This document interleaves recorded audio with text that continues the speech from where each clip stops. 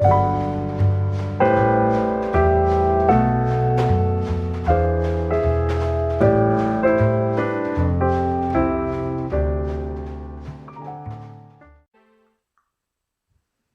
오늘 함께 나눌 말씀은 마태복음 10장 29절에서 31절까지의 말씀입니다. 마태복음 10장 29절에서 31절까지의 말씀입니다. 우리 청년들은 자기 성경책 꼭 들고 다니시길 바랍니다.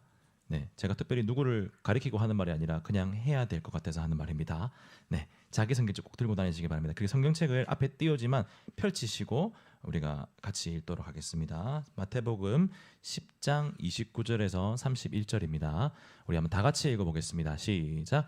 참새 두 마리가 한 아사리온에 팔리지 않느냐. 그러나 너희 아버지께서 허락하시지 아니하시면 그 하나도 땅에 떨어지지 아니하리라. 너에게는 머리털까지 다 세신 바 되었나니 두려워하지 말라. 너희는 많은 참새보다 귀하니라. 한 번 더 읽을까요? 시작. 참새 두 마리가 한 아사리온에 팔리지 않느냐. 그러나 너희 아버지께서 허락하지 아니하시면 그 하나도 땅에 떨어지지 아니하리라. 너희에게는 머리털까지 다 세신 바 되었나니 두려워하지 말라. 너희는 많은 참새보다 귀하리라. 아멘. 네, 우리 앞뒤 양념을 바라보시면서 인사하실까요? 잘 오셨습니다. 인사하겠습니다. 네, 손가락 펴시고 샬롬 하고 인사해보세요. 샬롬. 네, 좋습니다. 저를 따라서 인사하겠습니다. 졸지 맙시다. 네, 어깨를 두드리시면서 졸지 맙시다. 졸지 맙시다. 졸지 마세요. 조심하면 안 됩니다. 네, 저희가 한 주 쉬었기 때문에 다시 한번 앞의 내용을 한번 되짚어보고 가겠습니다. 저희가 지금 하이델베르그 그리문답을 계속해서 배우고 있고요. 지난주까지 해서 저희가 사도신경, 이 사도신경의 내용을 고백하는 것이 신자가 믿어야 할 내용을 고백하는 것이다 라고 배웠습니다. 그리고 지난주에는 그 사도신경의 내용이 크게 세 부분으로 나뉘는데 성부, 성자, 성령, 삼위일체 하나님을 믿음으로 고백하는 그 내용이라는 것을 저희가 지난 시간까지 배웠습니다. 그리고 오늘 우리는 그 첫 번째 부분인 성부 하나님에 대해서 배우기 시작할 것입니다. 이런 흐름을 잘 기억하시면서 따라와 주시면 좋겠습니다. 아시겠죠? 네, 그러면 잠 깨시고 졸지 마시고, 우리 밥 맛있게 먹었잖아요. 졸지 마시고 잘 듣기 바랍니다. 그 사도신경을 어떤 중고생들한테 물어보니까 주문으로 알고 있더라고요. 막 이렇게 무서운 귀신이 앞에 딱 등장하면은 전능하사 천지만 생각하면 도망간대요. 그거 아닌데, 그럼 주기도문이 주문인가요? 이렇게 물은 애들이 있어요. 사도신경이 주문일까요? 아니죠. 요새 여러분 이거 요새 그 젊은 사람들이 이거 음료를 맛있게 만드는 주문이 공용되고 있는데 뭔지 아십니까? 예, 그 다나카라고 김경욱이라는 코미디언이 부캐로 하는 일본인 캐릭터가 있는데 막 이렇게 손 이렇게 하는 애가 있거든요. 일본 사람처럼 내가 다나카입니다. 이러면서 일본 사람처럼 하는 게 있어요. 보신 분이 있을 것 같은데 그 사람이 이제 하는 건데, 이거를 맛있게 하는 게 일본어로 이제 맛있어져라 맛있어진 건데 오이시쿠나레 오이시쿠나레 모에 깨요 이런 맛있어진대요. 심심하면 집에서 한번 해보세요. 진짜 맛있어지는지. 네, 다 같이 해볼까요? 시작. 오이시쿠나레 오이시쿠나레 모에 깨요 이런 맛있어진대요.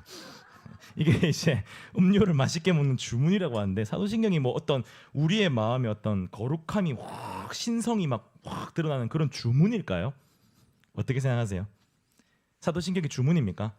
아닙니다. 명확하게 아닌 것을 배워야 돼요. 이 사도신경은요, 따라합니다.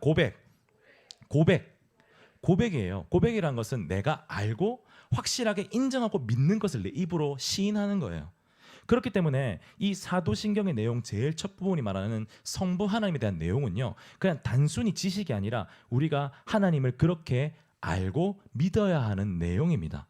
자, 그럼 사도신경의 첫 부분을 성부 하나님 어떻게 믿어야 된다라고 이야기하고 있는가요? 한번 26문을 보시겠습니다. 하이델베르그 그리문답 26문입니다. 제가 좀 깁니다. 길지만 다 같이 한번 잘 읽어볼게요. 묻겠습니다. 전능하신 성부 하나님, 천지의 창조주를 나는 믿사오며 라고 고백할 때 당신은 무엇을 믿습니까? 시작.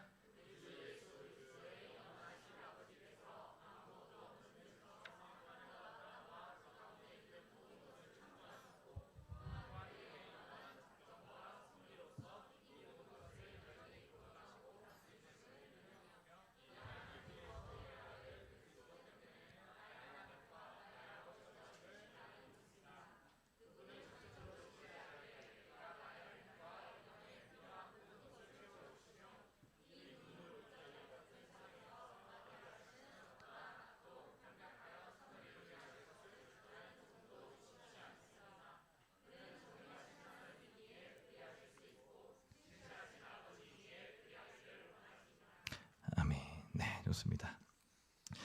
길죠. 이 긴 부분을 제가 두 가지로 딱 요약을 해드리겠습니다. 첫 번째 부분은요, 하나님께서 전능하신 창조주란 걸 믿는 건데, 따라합니다. 무에서 유를 창조하셨습니다. 다시 한번, 무에서 유를 창조하셨습니다.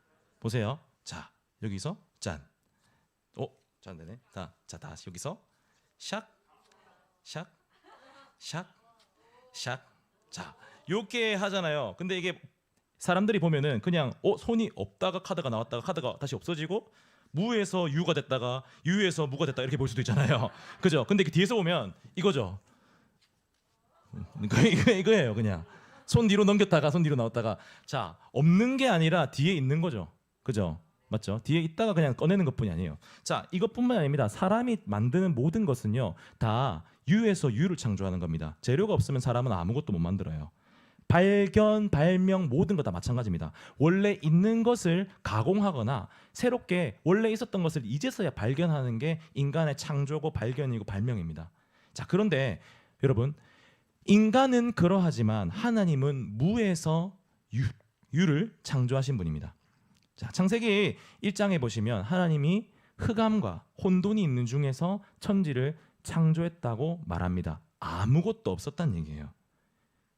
여러분, 근데 아무것도 없는 중에 무엇인가를 만들 수 있는 그 하나님의 전능하심은 인간이 상상할 수도 없는 놀라운 능력입니다.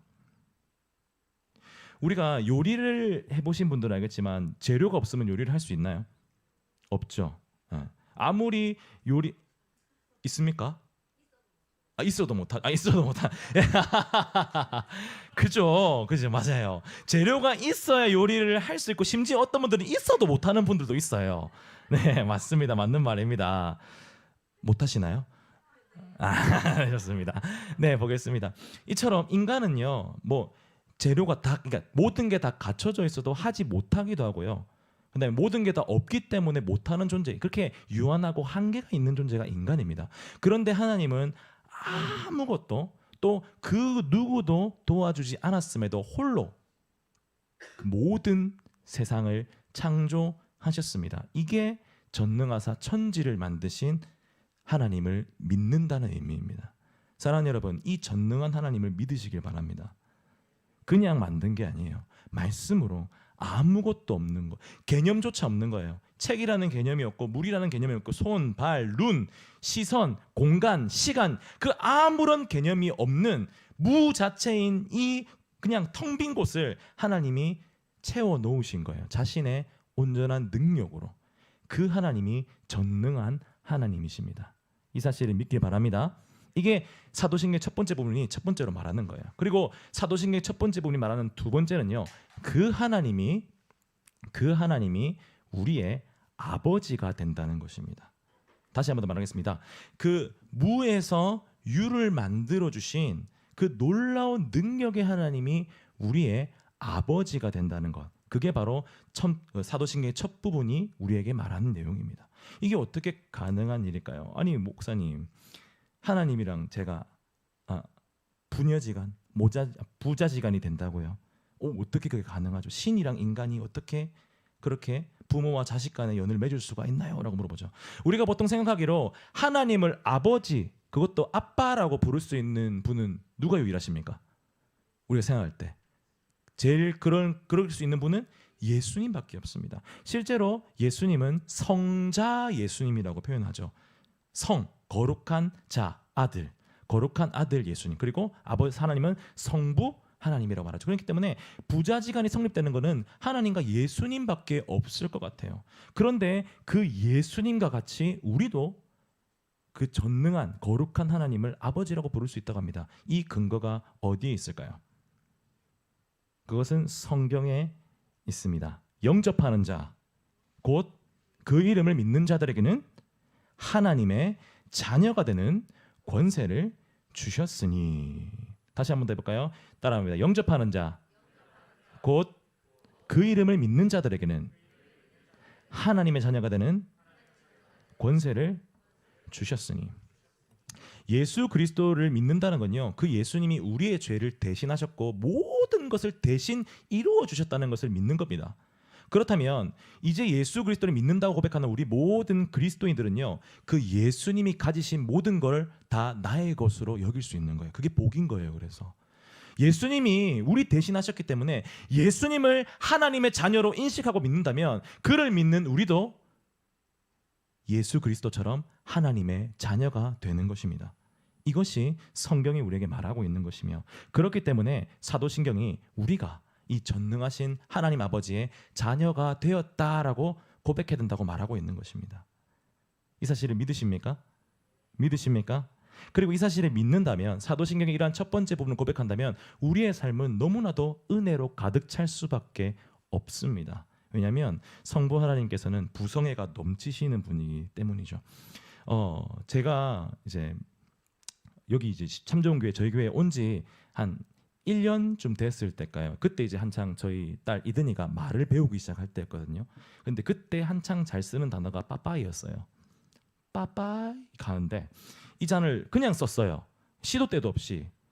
집에 이제 출근할 때도 빠빠이, 퇴근하고 돌아왔는데 빠빠이, 화장실에 이제 볼일 보러 갔는데 빠빠이, 밥 먹으러 앉았는데 빠빠이, 아빠 빠빠이 계속 하는 거예요. 근데 어느 날 이든이가 열이 막 팔팔 끓는 거예요. 아파가지고 애가 정신을 못 차리고 있겠네.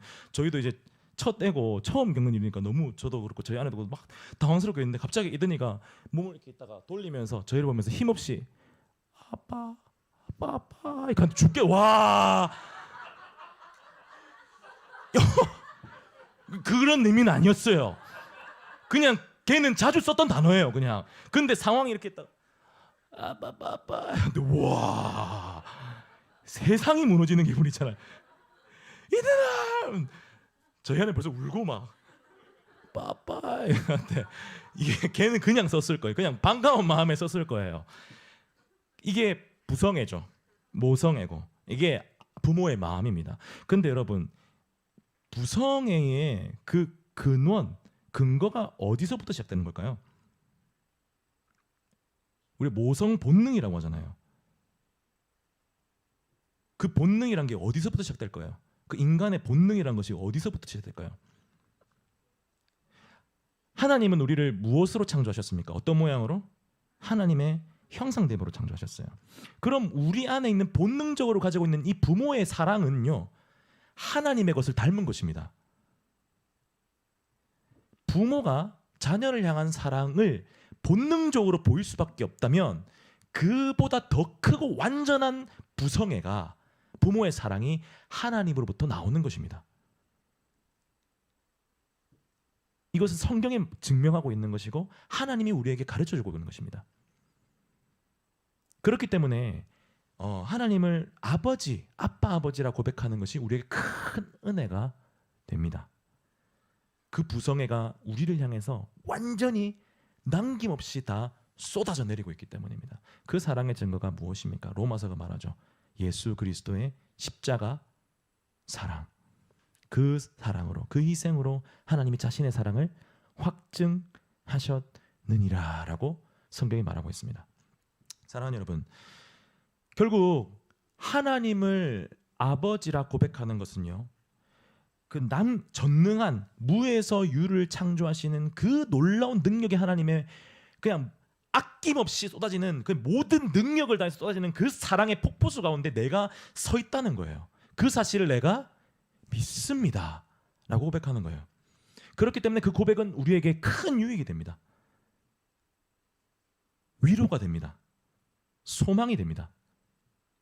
힘이 됩니다. 사도신경의 첫 번째 성부 하나님에 대한 부분, 그것은 바로 이것을, 이 유익을 신자들에게 알려주고 있습니다. 말씀을 정리하겠습니다. 초대교회 당시에 신자들의 이제 그 믿음의 공동체 안에 들어오기 위한 고백으로서 사도신경이 만들어졌다고 했는데, 초대교회 당시에 여러분 믿음의 생활은 정말 힘들었습니다. 박해받고 죽임 당할 수밖에 없는 상황이었죠.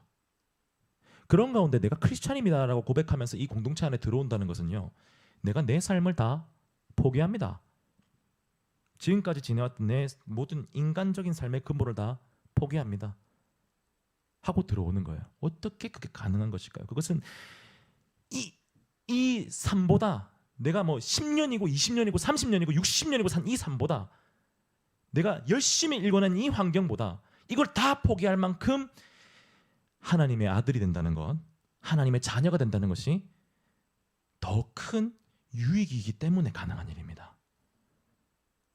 그렇기 때문에 그 옛날 초대교회 신자들은 전능하사 천지를 만드신 하나님 아버지를 내가 믿습니다 라고 고백하는 것입니다. 이게 사도신경의 첫 번째 부분이 성부 하나님에 대해서 우리가 믿어야 할 내용을 알려주고 있습니다. 이 하나님을 고백하는 우리 되기 소원합니다. 이 하나님을 고백한다면 우리는 창조, 그 창조에 대해서 분명한 믿음을 가져야 합니다. 진화는 과학이 아닙니다. 진화론이라고 하잖아요. 론이란 거 붙는 것은 과학이 아닙니다. 창조론, 진화론은요 믿음입니다. 믿음. 진화론을 주장하는 사람들은 진화를 향한 믿음을 가지고 있다는 것이고, 창조론을 주장하는 사람들은 창조론을 믿는다는 믿음을 가진 자들입니다. 그렇다면 우리가 믿음으로 고백해야 할 것은 창조입니까? 진화입니까? 전능하사 천지를 만드신 하나님 아버지를 내가 믿사오며, 우리는 믿음으로 그것을 고백해야 됩니다. 다음으로 우리는 우리의 모든 삶 가운데 하나님 아버지의 사랑이 우리에게 있음을 기억해야 합니다. 그리고 그 사랑으로 채움받길 간구해야 합니다. 그리고 그 누구보다 친밀하게 아버지께 도움을 구해야 합니다. 우리가 부모님께 한 번씩 이런 말들 해보잖아요. 엄마 나 핸드폰 바꿔줘. 아빠 나 핸드폰 바꿔. 이번 아이폰이 새로 나왔대. 폰 같은 소리 하고 있네 하실 수도 있죠. 제가 많이 들어봤어요. 하지만 우리 하나님께서는 폰 같은 소리 하고 있네 하지는 않으실 거예요. 사랑과 그리고 크고 놀라운 사랑으로, 물론 당장 원하는 것 주지 않으실지라도 더 좋은 것으로 하나님 예비하신 것으로 채워주시는 사랑의 하나님이십니다. 이 하나님을 믿음으로 고백하는 우리 되길 소원합니다. 네, 오늘 함께 나눌 말씀은 로마서 3장 20절 한 절의 말씀입니다. 로마서 3장 20절 한 절의 말씀입니다. 제가 가진 성경은 신약 성경 242페이지 그리고 3페이지에 있습니다. 로마서 3장 20절 한 절의 말씀을 다 같이 읽도록 하겠습니다. 시작. 그러므로 율법의 행위로 그의 앞에 의롭다 하심을 얻을 육체가 없나니 율법으로는 죄를 깨달음이니라. 한 번 더 읽겠습니다. 시작. 그러므로 율법의 행위로 그의 앞에 의롭다 하심을 얻을 육체가 없나니 율법으로는 죄를 깨달음이니라. 아멘. 우리 앞뒤 양옆을 바라보시면서 인사해 보실까요? 잘 오셨습니다 라고 인사하겠습니다. 잘 오셨습니다. 네, 손가락 하나 펴시고 샬롬 하고 인사해 볼까요? 샬롬. 샬롬 샬롬. 반갑습니다. 네, 계속해서 하이델베르그 교리 문답을 살펴보도록 하겠습니다. 지난주에는 1, 2문에 대해서 살펴봤고요. 이번 주에는 3문부터 5문까지의 내용을 살펴보도록 하겠습니다. 제가 이제 중고생 때 이제 수련회를 참석을 했습니다. SFC 수련회를 참석을 했는데요. SFC 수련회 가면은 저희 이제 중고생들은 항상 겪는 일이 있습니다. 배가 고픕니다. 저녁에 집회 다 끝나고 배가 너무 고파요. 소리치면서 기도를 하면 할수록 더 배가 고픕니다. 저는 항상 소리를 치면서 기도했거든요. 1시간 반 동안 배가 무지하게 고팠습니다. 근데 이제 숙소가 이제 들어가서 취침 시간이 되면은 이제 진행부 하시는 그때 당시 이제 형님들이죠. 그때 이제 대학생 한 3학년 좀 되는 형님들이 이제 진행부라고 해서 앞을 지키고 있어요. 그래서 나가면 걸리면은 저희는 그랬어요. 저희 때는 엎드려 뻗쳐를 시켰거든요. 이렇게 기합을 줬거든요. 지금은 그렇게 하면 큰일 나는데 저희 때는 걸리면 기합을 줬어요. 너무 무서웠거든요. 그래서 몰래 빠져나가야 했습니다. 그래서 그 화재가 나면은 이거 도로에 그거 내려가는 거 있잖아요. 그 방 있는 거 교회 이제 도로에 돼가지고 이렇게 사람 내 엉덩이 걸어가 내려가는 거, 그거를 타고 이제 교회 교육관 2층에서 1층으로 내려갔습니다. 널널널 내려갔습니다. 한 저를 포함해서 3명 정도가 화재 나면은 내려가는 도로를 타고 컵라면을 먹기 위해서 편의점으로 내려갔습니다. 갔어요. 도착을 했어요. 안 들키고 갔어요. 교회 뒷문을 넘어서 갔어요. 가서 컵라면씩 딱 먹고 있는데 편의점에 그 진행부 형님들이 들어오는 거예요. 와, 큰일 났다 싶은 거예요. 그래서 얼른 저희가 모자를 푹 눌러 쓰고 막 후드티 쓰고 막 아무것도 아닌 것처럼 막 그냥 PC방에서 방금 나온 대학생처럼 이렇게 오늘 게임 좋았어 이러면서 막 이렇게 아닌 척하고 이렇게 있었어요. 절대 우리를 모를 거야. 왜냐면 수련회가 200명 정도 됐었거든요. 200명 얼굴을 어떻게 외울 거야 하고 있는데 갑자기 저희한테 다가오는 거예요. 그러더니 운동원 무슨 교회예요? 다 하는 거 와. 오씨 어떻게 알았지? 갑자기 되게 너무 놀라는 거예요. 우리 얼굴을 다 외우나? 이랬는데 알고 보니까 제가 이름표를 메고 갔던 거예요. 그러니까 모자를 쓰고 다 가렸는데 여기 이름표 신광교회 누구 딱 나와 있는 거야. 남마산 SFC 수련회다. 난 몰랐지. 여러분 이처럼 사람은요 자기 자신이 어떤 상태인지는 잘 몰라요. 왜냐하면 우리의 눈이 항상 다른 사람을 향해 있기 때문입니다. 우리 눈을 이렇게 돌려가지고 우리를 볼 수 없잖아요. 이렇게 우리 눈을 안으로 돌려가 우리를 볼 수 없잖아요. 우리를 보기 위해서는 거울이라는 다른 매개체가 필요합니다. 그래야 내 자신의 모습을 그제서야 돌아볼 수 있는 것이죠. 이처럼 인간은 자기 자신을 보지 못합니다. 인간은 자기 자신이 어떤 사람인지 그냥 자기 스스로의 힘으로는 절대 볼 수 없습니다. 근데 특별히 인간은 자신의 영혼에 대해서는 더더욱더 어떤 상태인지를 알 방법이 없습니다. 우리가 어떤 비참한 상태에 있는지, 우리가 어떤 죄악에 쌓인 그런 죄인의 그런 비참한 상태에 있는지를 인간 스스로의 힘으로는 알 수가 없습니다. 그렇기 때문에 하나님은 인간의 상태가 어떤 심각한 상태에 빠져 있는지를 알기 위해서 하나의 도구를 주십니다. 마치 영혼을 비추는 거울과도 같은 도구이죠.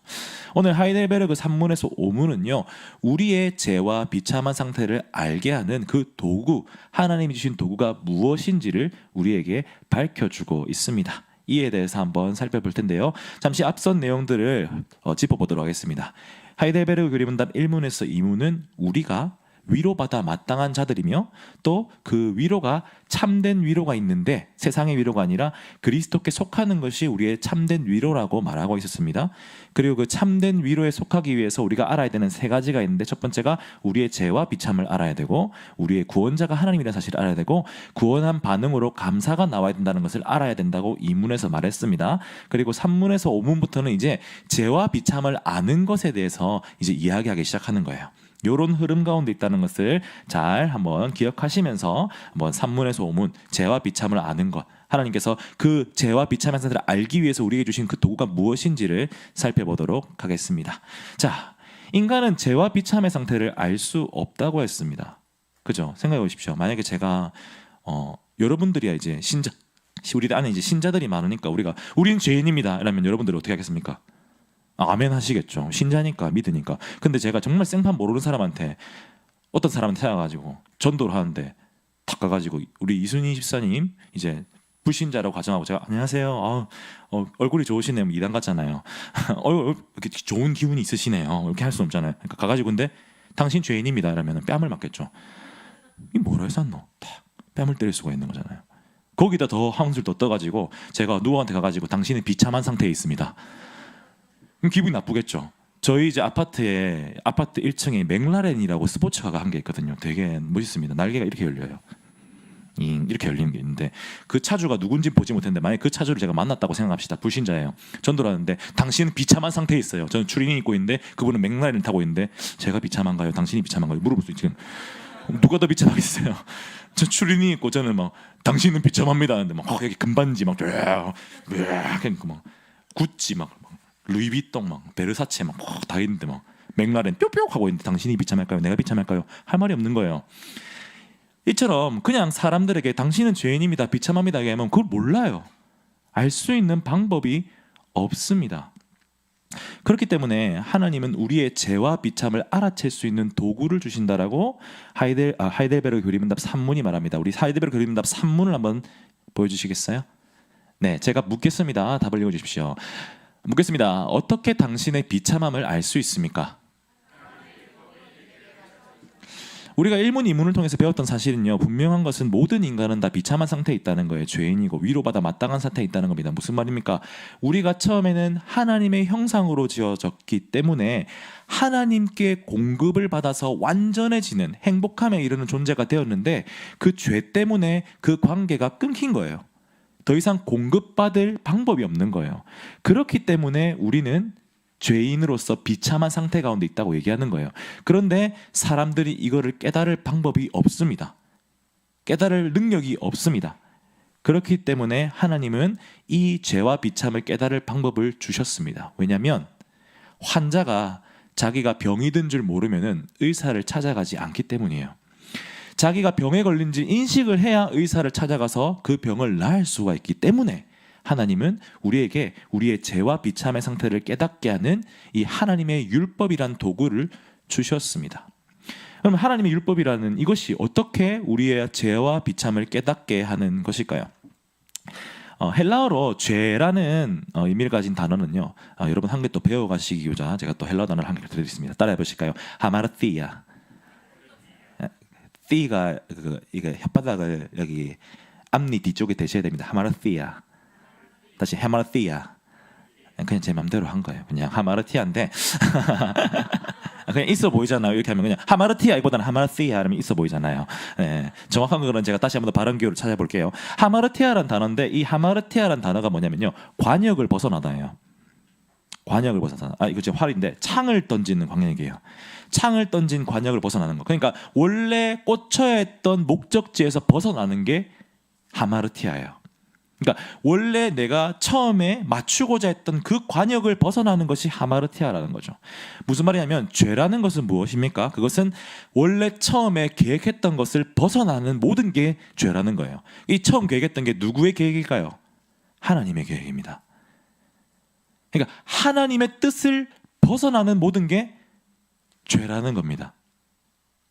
하나님 태초에 하나님이 우리를 지으시고 우리를 하나님 안에서 공급받게 하시고 그 화목한 가운데 있기를 원하셨는데 하나님 말씀에 우리 인간이 순종하고 순종함을 통해서 우리의 삶이 행복해지기를 원하셨는데 인간이 그 하나님의 뜻을 벗어난 거예요. 그래서 그게 죄라는 겁니다. 선악과 따먹은 사실 크게 중요한 사실이 아니에요. 그게 크게 우리에게 엄청 죄가 되는 게 아니라 그 행위 자체가 하나님 말씀을 순종한 것이 아니게 되기 때문에 죄가 되는 거예요. 그래서 하마르티아, 하나님의 뜻을 벗어나는 게 죄입니다. 자, 그럼 반대로 얘기해서 하나님의 뜻을 벗어나지 않는 것은 죄가 아니게 되는 것이겠죠.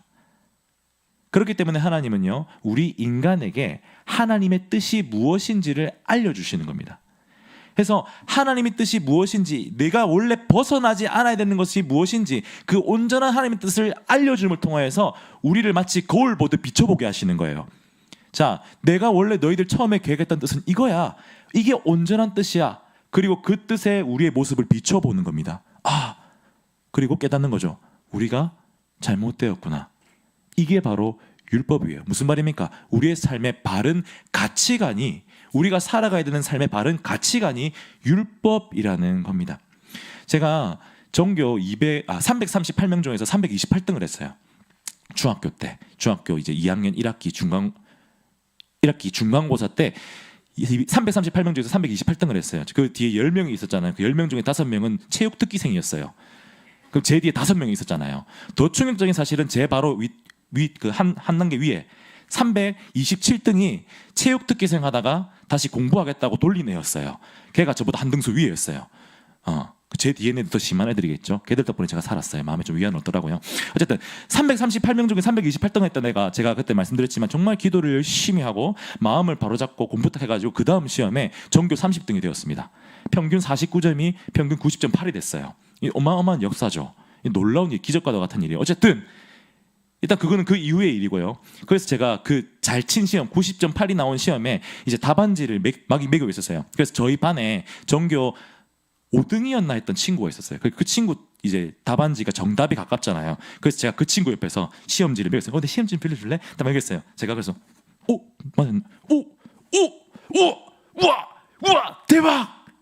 얘랑 제 답이 똑같은 거예요. 너무 기분이 좋았죠. 근데 제가 동그라미 칠수록 옆에 있는 애의 얼굴이 점점 어두워지기 시작했습니다. 갑자기 제가 점수를 넣으면 야, 니랑 내랑 답이 똑같다 하니까 갑자기 시험지를 팍 찢으면서 망했어! 짜증나! 울기 시작하는 거예요. 그 애는 정답이기 때문에 걔를 기준으로 삼은 저는 기뻤지만 저는 오답에 가까울 확률이 높았기 때문에 저를 기준으로 삼아서 걔는 기분이 나빴던 거예요. 여러분, 이게 바로 기준점이에요. 기준점이에요. 그 기준을 통해서 내가 어떤 상태인지를 간접적으로 알 수 있는 게 바로 이 기준점이에요. 율법은 바로 이런 것입니다. 율법은 하나님의 뜻을 온전히 다 드러내 있는 거예요. 그리고 그 하나님의 뜻을 벗어난 게 죄잖아요. 그렇기 때문에 그 온전한 하나님의 뜻을 우리 앞에 딱 갖다 놓고 전신 거울처럼 우리 앞에 딱 갖다 놓고 하나님 보라는 거예요. 너희가 어떤 상태인지를. 그 율법에 비추어 보았을 때 우리의 삶이 얼마나 하나님의 뜻을 어긋나 있는지를 우리가 절실하게 깨닫게 되는 거예요. 그리고 그것을 통해서 우리가 죄인이구나. 우리가 하나님의 뜻을 벗어나 비참한 상태에 처해 있는 이 죄인이구나라는 사실을 우리가 절실히 깨닫게 되는 거예요. 바로 이러한 방식으로 하나님의 율법은 우리 인간의 죄와 비참의 상태를 깨닫게 하는 하나님의 도구로 사용되어집니다.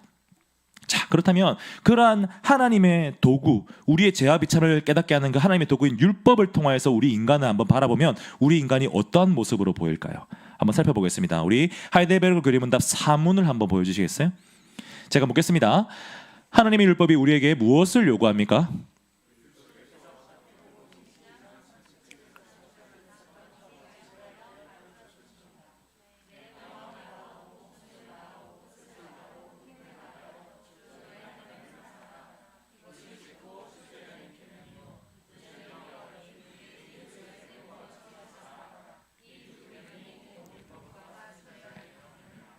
네, 보시겠습니다. 율법이라고 했을 때 율법이 무엇이냐면요. 일단 첫 번째로 성경에서 말하는 율법은요. 인간 본성에 새겨진 율법이라는 것이 있습니다. 이것은 아담과 하와를 지으셨을 때 하나님이 그 안에 넣어두신 율법이에요. 그래서 아담과 하와는요. 특별히 배우지 않았지만 교육을 받지 않았지만 창조된 그 순간부터 하나님의 뜻대로 살아갈 수 있었어요.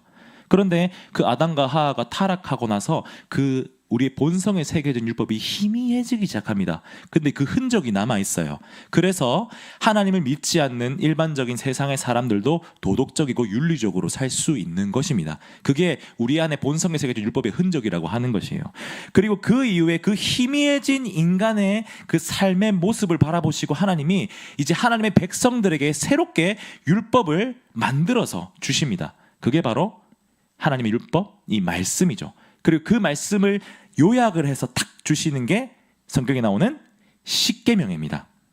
그리고 그 십계명 10가지 계명의 이야기를요. 예수님은 말씀 속에서 요약을 하시길 2가지로 요약을 하셨습니다. 저를 따라 말씀해 주시겠습니다. 바로 여기까요. 말씀해 보시겠습니다. 첫 번째, 하나님 사랑, 이웃 사랑. 다시 합니다. 하나님 사랑, 이웃 사랑. 이 2가지로 요약을 하셨어요. 결국에 율법의 내용이 무엇입니까? 율법이 요구하는 게 무엇입니까? 라고 할 때 우리는 하나님 사랑과 이웃 사랑이라고 요약할 수 있습니다. 자, 그렇다면 이제 하나님이 우리 앞에 거울을 딱 두시는 거예요. 그 거울은 하나님 사랑과 이웃 사랑입니다.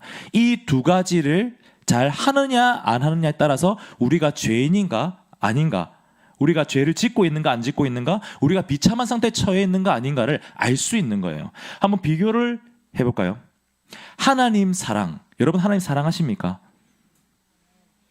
아멘이라고 하시죠. 우리가 아멘이라고 할 수 있습니다. 또 다른 게 외적으로 충분히 하나님에 대해서 사랑을 표현할 수 있습니다. 찬양하는 것, 성경을 읽는 것, 기도하는 것, 그 다음에 또 예배 가운데 나아오는 것, 우리 외적인 표현으로 우리 섬김의 자리에 기꺼이 나아가는 것, 헌금하는 것, 그 모든 게 다 외적으로 우리가 하나님 사랑을 표현하는 것이에요. 하지만 여러분, 하나님은요 그 마음의 중심을 보시는 분입니다. 우리의 마음은요, 우리의 생각은요, 우리가 하나님 사랑으로 가득 차 있고 그것을 온전히 매 순간마다 지키고 있나요? 하나님 마음의 중심을 보시는 분입니다. 여러분, 이 말이 얼마나 두렵고도 떨리는 말인지를 아셔야 됩니다. 하나님 마음의 중심을 보시는 분입니다. 우리의 마음에 누가 있는지를 보시는 분이에요. 우리의 마음에 무엇이 차 있는지를 보시는 분이에요. 그런 분 앞에서, 그 율법 앞에서, 하나님 사랑이라고 요구하는 그 율법 앞에서 우리가 기꺼이 저는 하나님 사랑합니다라고 자신 있게 말할 수 있습니까? 우리의 삶을 돌아봅시다. 하나님을 사랑한다고 얘기하는 우리의 모습을 봅시다. 그런데 하나님보다 더 우선시하는 것이 등장하는 순간 우리는 하나님을 뒷전으로 던져버리고 있진 않나요? 내 연인이 하나님보다 앞서지 않나요? 돈이 하나님보다 앞서지 않나요? 내 가족이 하나님보다 앞서지 않나요? 내 고집이, 내 커리어가, 내 학업이, 내 감정이 하나님보다 앞서고 있진 않나요? 아주 일반적인 얘기입니다. 특별한 얘기가 아닙니다. 그렇기 때문에 우리는 하나님 사랑을 온전히 이룰 수가 없습니다. 자, 그렇다면 하나님은 뭐 어렵다 쳐도 이웃 사랑은 조금 할 수 있지 않을까요? 이웃 사랑 어떨까요? 뇌과학자들이 통계를 내본 일이 있다고 합니다. 그래서 사람이 어떤 대상에게 가장 살면서 가장 화를 많이 내는가 이걸 조사해 봤대요. 여러분, 살면서 어떤 한 사람이 가장 많이 화를 내는 대상이 누굴까요? 가족. 맞습니다. 엄마입니다.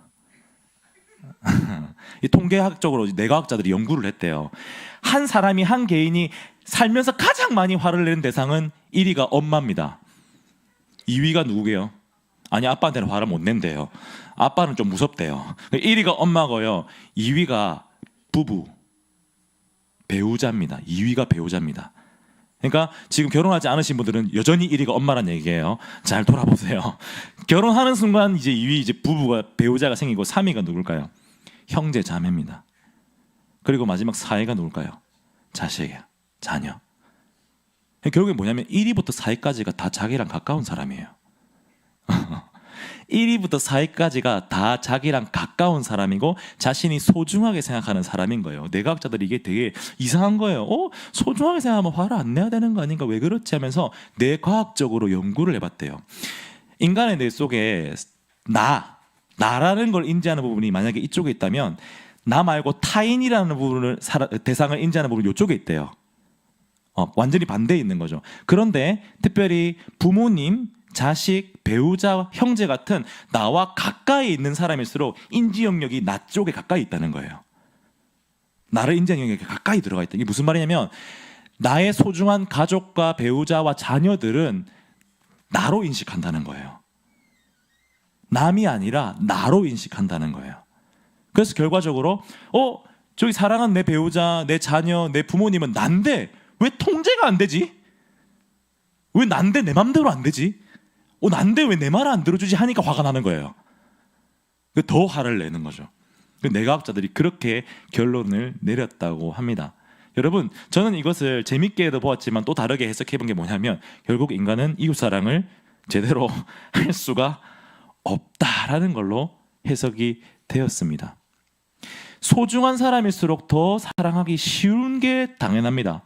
생판 모르는 남보다 가까이 있는 사람을 사랑하는 게 더 쉬운 일이 분명한데 우리는 그 가까이 있는 사람조차 가장 화를 많이 내는 대상으로 삼고 있는 겁니다. 사실 그 대상을 나로 여긴다는 게 사랑이라고 말할 수 있죠. 하지만 그것은 엄밀히 따지면 폭력일 수도 있는 겁니다. 그 사람을 온전한 타자로 인식하는 게 아니라 너 내 거니까, 넌 나니까 내 맘대로 해, 내 말대로 안 되고 뭐 하는 거야? 화가 나는 거예요. 여러분, 이것은 본성적으로 죄악입니다. 폭력적이라 할 수 있습니다. 여러분, 이처럼 우리 인간은요 결국 이웃사랑도 절대 본성적으로 할 수 없는 존재인 것입니다. 여러분, 율법의 내용은 딱 두 가지입니다. 하나님 사랑과 이웃사랑. 그런데 이 두 가지의 내용을 비춰봤을 때 우리가 그것을 온전히 지킬 수 있습니까? 없습니까? 없습니다. 그래서 하이데베르그 그림문답 5문은 이렇게 이야기하고 있습니다. 5문을 띄워주시겠어요? 묻겠습니다. 당신은 그 모든 계명을 완전히 지킬 수 있습니까? 여러분, 이처럼 율법에 비추어 보았을 때 우리는 뼛속 깊이, 본성 깊이 죄인이라는 사실을 알게 되는 것입니다. 이처럼 율법이라는 것은 우리가 죄인이고 그 죄로 인해서 비참한 상태에 있다는 것, 그것을 깨달아 알게 하는 하나님이 주신 선물이자 도구입니다. 사실 여러분, 이 죄와 비참의 상태를 깨닫는 것은 우리 신자들에게 있어서 아주 중요한 문제입니다. 우리가 지금 이곳 가운데 나와 있는 이유가 우리가 죄와 비참의 상태에 빠질 수밖에 없는 그 죄인이란 사실을 고백하기 때문에 나오는 것이거든요. 앞서 말씀드렸지만 병이 들어있는 환자가 그 병을 치유할 수 있는 의사에게 나올 수 있는 것입니다. 그러므로 여러분들에게 한번 다시 여쭤보겠습니다. 사랑하는 중고생 여러분, 정말 여러분들은 여러분들이 죄인이란 사실을 인식하고 있습니까? 청년들에게 묻겠습니다. 여러분들은 여러분들이 죄인이란 사실을 충분히 인식하고 있습니까? 성도 여러분께 묻겠습니다.